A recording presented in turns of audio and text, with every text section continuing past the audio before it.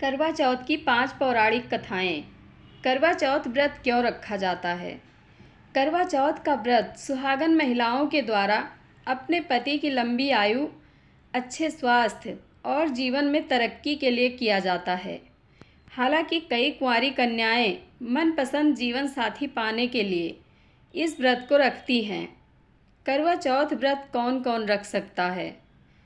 करवा चौथ व्रत शादीशुदा महिलाओं के अलावा कुंवारी लड़कियों द्वारा भी अच्छे वर की प्राप्ति के लिए रखा जा सकता है।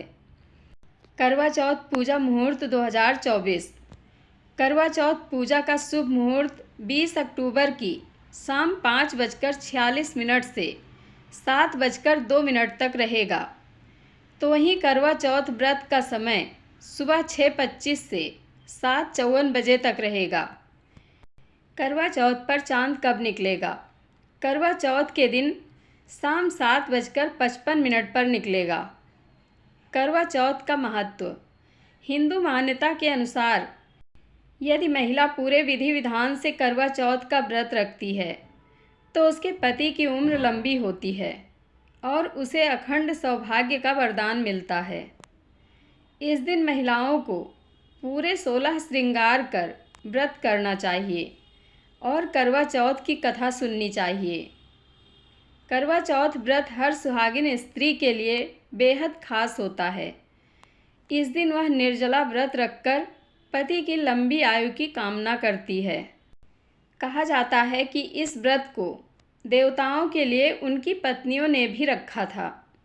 इस व्रत का प्रसंग महाभारत काल में भी मिलता है। करवा चौथ व्रत को लेकर यूँ तो कई कथाएं प्रचलित हैं, जिनमें से एक माता पार्वती और भगवान शिव से जुड़ी है। नंबर 1।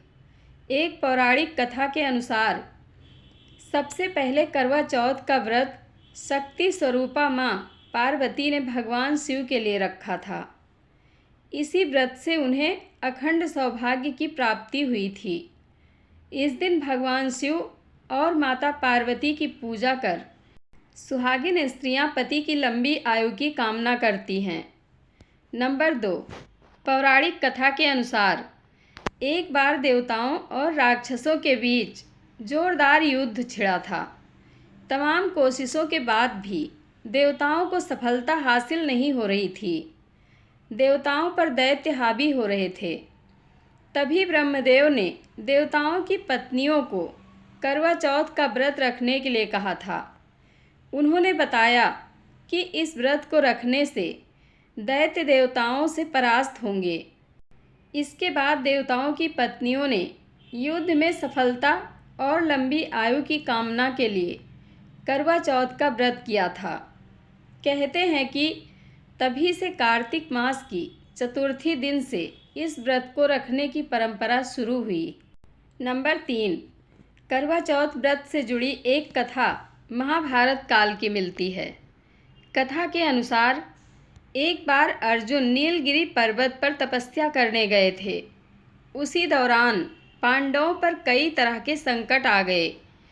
तब द्रौपदी ने श्री कृष्ण से पांडवों के संकट से बचने का उपाय पूछा। इस पर भगवान कृष्ण ने उन्हें कार्तिक माह की चतुर्थी के दिन करवा चौथ का व्रत रखने के लिए कहा था।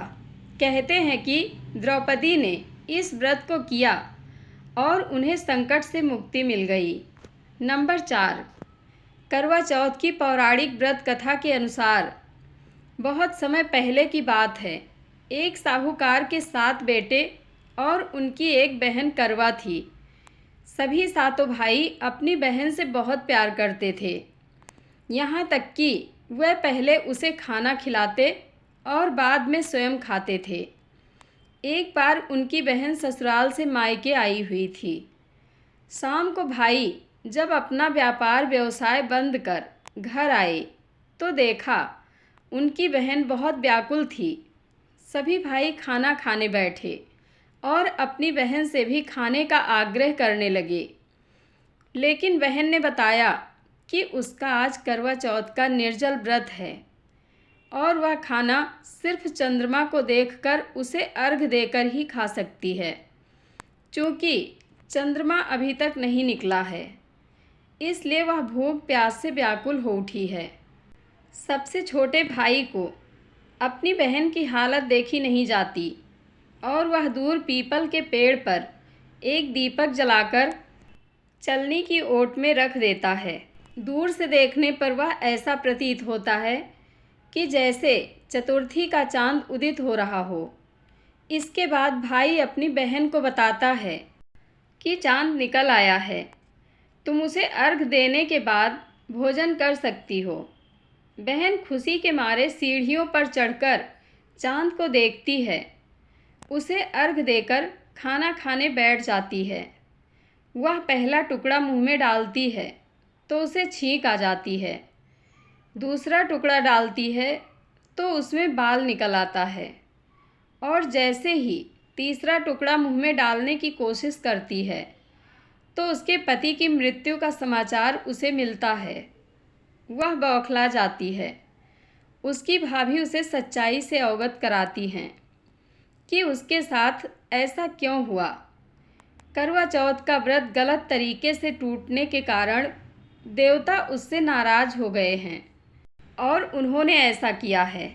सच्चाई जानने के बाद करवा निश्चय करती है कि वह अपने पति का अंतिम संस्कार नहीं होने देगी और अपने सतीत्व से उन्हें पुनर्जीवन दिलाकर रहेगी। वह पूरे 1 साल तक अपने पति के शव के पास बैठी रहती है, उसकी देखभाल करती है। उसके ऊपर उगने वाली सुई नुमा घास को वह एकत्रित करती जाती है। 1 साल बाद फिर करवा चौथ का दिन आता है। उसकी सभी भाभियाँ करवा चौथ का व्रत रखती हैं। जब भाभियाँ उससे आशीर्वाद लेने आती हैं तो वह प्रत्येक भाभी से यम सुई ले लो, पिए सुई दे दो, मुझे भी अपनी जैसी सुहागिन बना दो, ऐसा आग्रह करती है। लेकिन हर बार भाभी उसे अगली भाभी से आग्रह करने का कह चली जाती हैं। इस प्रकार जब छठे नंबर की भाभी आती है तो करवा उससे भी यही बात दोहराती हैं। यह भाभी उसे बताती है कि चूँकि सबसे छोटे भाई की वजह से उसका व्रत टूटा था, अतः उसकी पत्नी में ही शक्ति है कि वह तुम्हारे पति को दोबारा जीवित कर सकती है। इसलिए जब वह आए तो तुम उसे पकड़ लेना और जब तक वह तुम्हारे पति को जिंदा ना कर दे उसे नहीं छोड़ना। ऐसा कहकर वह चली जाती है। सबसे अंत में छोटी भाभी आती हैं। करवा उनसे भी सुहागिन बनने का आग्रह करती है, लेकिन वह टाल मटोल करने लगती है। इसे देख करवा उन्हें जोर से पकड़ लेती है और अपने सुहाग को जिंदा करने के लिए कहती है। भाभी उससे छुड़वाने के लिए नोचती है, खसोटती है, लेकिन करवा नहीं छोड़ती है। अंत में उसकी तपस्या को देख भाभी पसीज जाती है और अपनी छोटी अंगुली को चीरकर उसमें से अमृत उसके पति के मुंह में डाल देती है। करवा का पति तुरंत श्री गणेश कहता हुआ उठ बैठता है। इस प्रकार प्रभु कृपा से उसकी छोटी भाभी के माध्यम से करवा को अपना सुहाग वापस मिल जाता है। नंबर 5, एक अन्य पौराणिक कथा के अनुसार यह कथा सावित्री और सत्यवान की है, जिसमें यमराज सावित्री के पति के प्राणों को ले जाते हैं और सावित्री उनके पीछे पीछे पति के प्राणों की भीख मांगते और करुणा क्रंदन करते हुए जाती है। सावित्री के विलाप से विचलित हो यमराज ने उन्हें सत्यवान के जीवन को छोड़कर कुछ भी मांगने का वचन देते हैं। सावित्री ने यमराज से पुत्रवती होने का आशीर्वाद मांग लिया और यमराज ने तथास्तु कह दिया।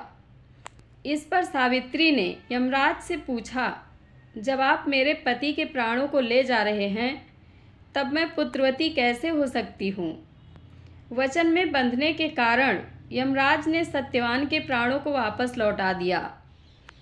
कहा जाता है तभी से महिलाएं अन्न और जल का त्याग कर पति की लंबी आयु के लिए इस व्रत को करती हैं। हे श्री गणेश, माँ गौरी, जिस प्रकार करवा को चिर सुहागन का वरदान आपसे मिला है वैसा ही सब सुहागिनों को मिले। जय श्री गणेश। जय माँ पार्वती। आप लोगों को यह कथा कैसी लगती है कमेंट बॉक्स में अपनी राय अवश्य दें। धन्यवाद।